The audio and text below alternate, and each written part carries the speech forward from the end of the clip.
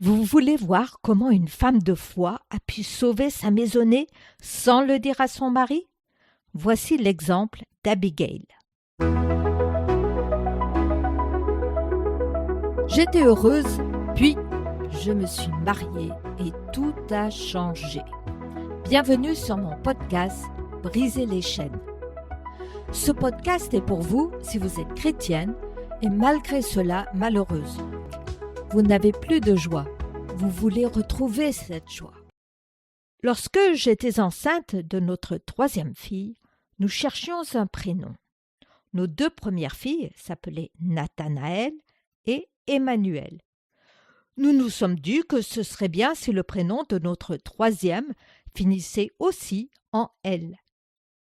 Je suis partie à la maternité avec une liste de prénoms trouvés sur Internet finissant par L.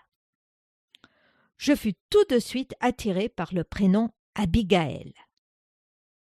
J'aimais beaucoup le personnage d'Abigail dans la Bible, sans avoir vraiment compris pourquoi. Quand j'ai dit à mon mari, Lionel, que la Bible la décrivait comme une femme pleine de sagesse et belle de figure, il fut tout de suite d'accord. Écoutez jusqu'à la fin pour savoir les raisons profondes de l'impact de cette femme dans ma vie. Le résumé de l'histoire. Vous pourrez trouver cette histoire dans 1 Samuel 25, versets 23 à 44. En gros, David est en fuite.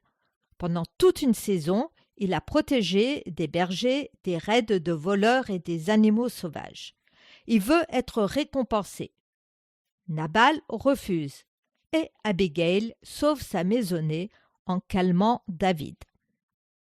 Alors, qui sont vraiment ces trois personnages? Premièrement, David. David est un des personnages bibliques les plus connus. Il était berger, aimait Dieu. Dieu l'a choisi pour être le deuxième roi d'Israël. Dieu était avec lui et l'aida à tuer un géant surarmé, Goliath, avec seulement une fronde et un caillou. Il entra dans l'armée et devint très populaire, plus que le roi Saül. Celui-ci devint jaloux et chercha à le tuer plusieurs fois. Donc David a dû fuir.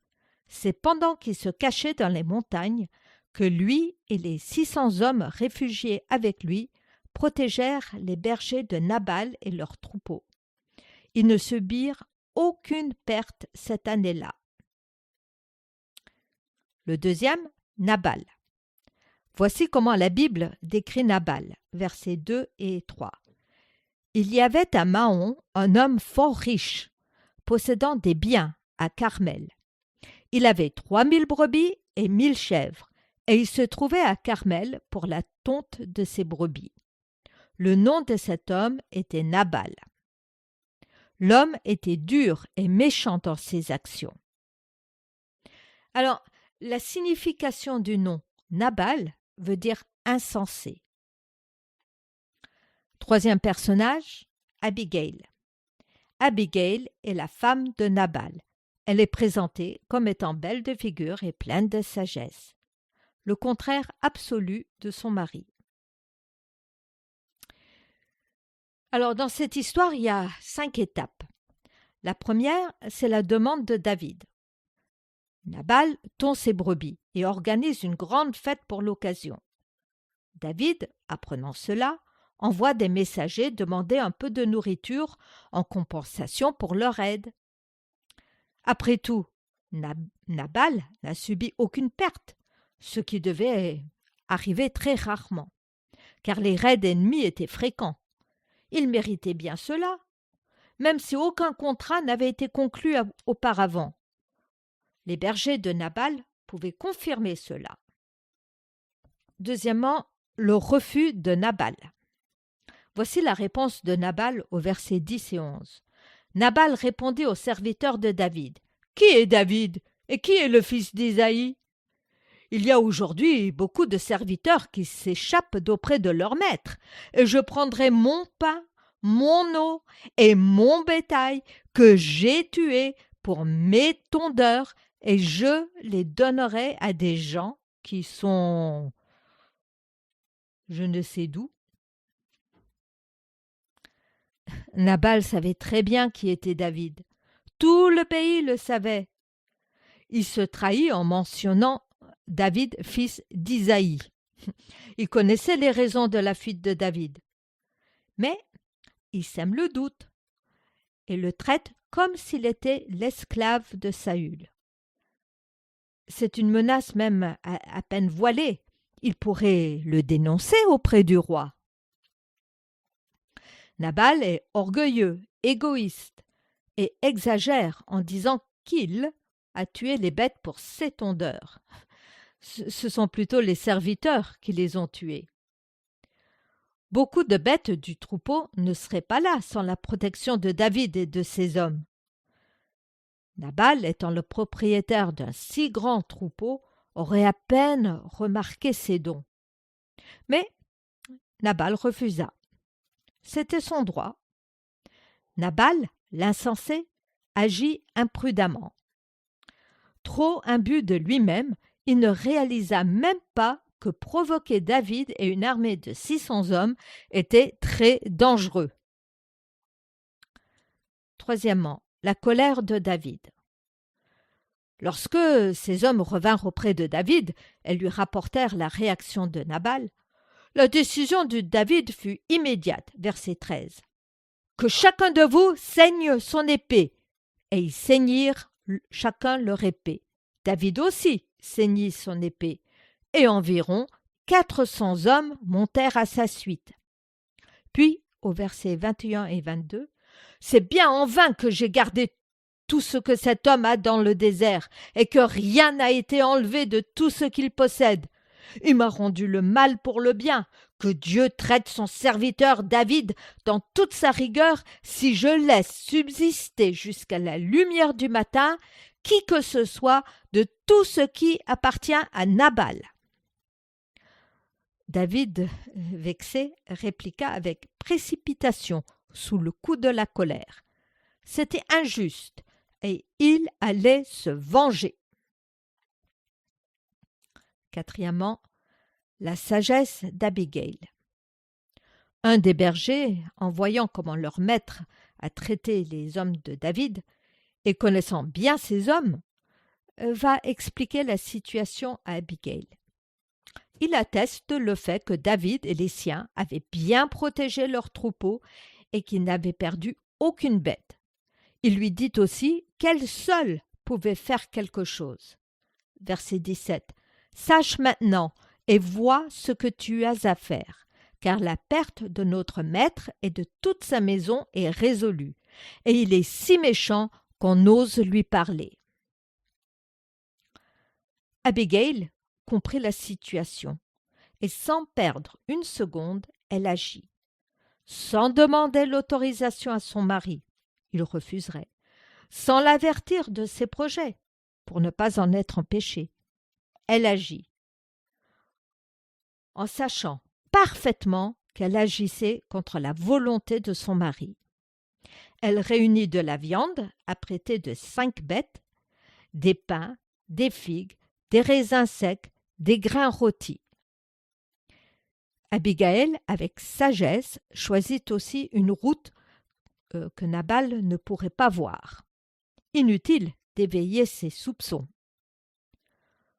En voyant David, Abigail se prosterna devant lui et dit qu'elle s'identifiait à la faute de son mari, qu'elle lui demandait l'autorisation de lui parler.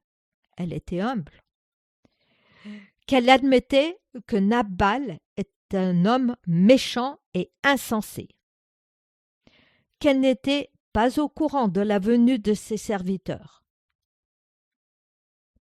Elle a dit « C'est le Seigneur qui te retient de tuer des innocents par ma venue. » Elle sait que Dieu le soutient et qu'il aura un jour la royauté, et qu'il n'aura pas de regret d'avoir versé du sang innocent.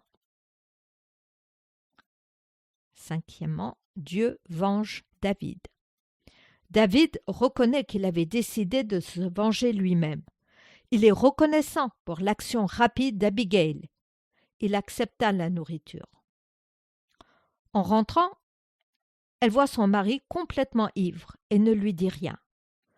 Ce n'est donc que le lendemain qu'elle lui raconta ce qui s'était passé. Au versets 37 et 38. Mais le matin, l'ivresse de Nabal s'étant dissipée, sa femme lui raconta ce qui s'était passé. Le cœur de Nabal reçut un coup mortel et devint comme une pierre. Environ 10 jours après, l'Éternel frappa Nabal et il mourut. Dieu a lui-même vengé David et d'une façon bien plus juste. Nabal seul est mort. Alors, pourquoi est-ce que cette histoire me parle tant? Pendant longtemps, j'ai cru que pour être une bonne épouse chrétienne, il fallait être soumise à son mari.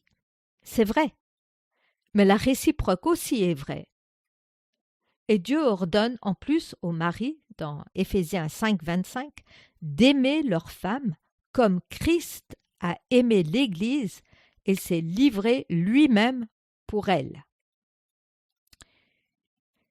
Abigail était probablement une femme soumise qui a appris à vivre avec cet homme pervers narcissique sans perdre son identité propre.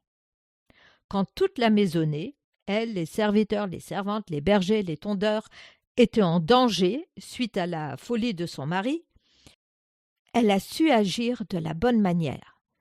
Elle a pris une décision contre la volonté de son mari pour le bien de tout le monde.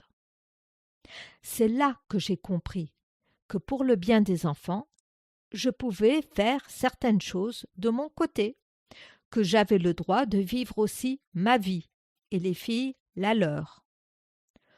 Aujourd'hui, quand je regarde ma fille, je me rappelle que la sagesse n'est pas de subir en silence, mais de savoir agir quand la vie et la paix sont en jeu. Dieu ne nous appelle pas à être des victimes, mais des artisans de paix, comme Abigail. Elle n'a pas essayé de raisonner son mari. Elle a agi en se remettant à Dieu, et Dieu les a vengés lui-même. Si le thème de la vengeance de Dieu vous intéresse, vous pouvez aussi écouter l'épisode 3, de la vengeance à la justice de Dieu. Je vais prier. Merci Seigneur d'avoir placé dans ta Bible cette histoire, celle d'une femme courageuse qui avait foi en toi et dans tes promesses pour David. Merci d'être aussi ce Dieu qui voit l'injustice et la souffrance de ceux qui t'aiment. Ta vengeance est bien meilleure que la nôtre. Aide-nous à toujours avoir cette confiance que toutes choses sont dans ta main. Au nom de Jésus, Amen. Si cet épisode vous a touché, vous pouvez vous abonner à cette chaîne et vous recevrez ainsi les notifications quand un nouvel épisode sera en ligne. À la semaine prochaine!